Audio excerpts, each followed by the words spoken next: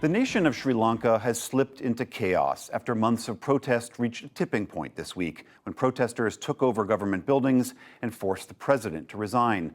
The South Asian island nation of 22 million people is facing one of the worst economic crises since it gained independence in 1948.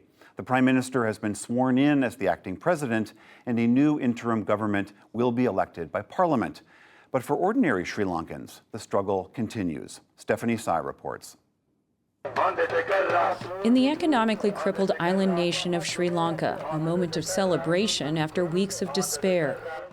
Protesters camped outside government buildings for more than 2 months are now retreating, their main demand having been met.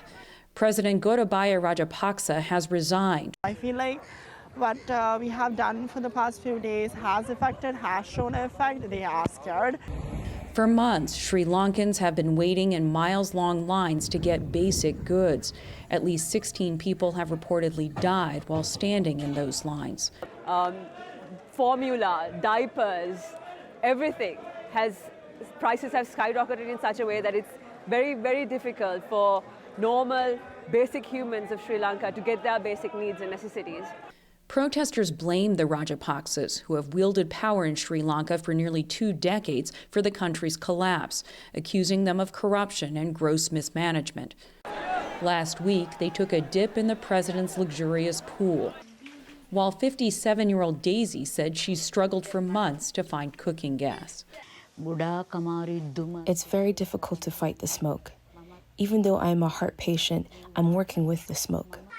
Like 70% of Sri Lankans, Daisy's family has had to cut down on food. We are fed up with these things. When we get up early in the morning, we think of what's going to happen next. Sometimes we cook using things planted in our home garden. On the streets of Colombo, a string of vehicles are parked. Gas stations are deserted. There's no fuel.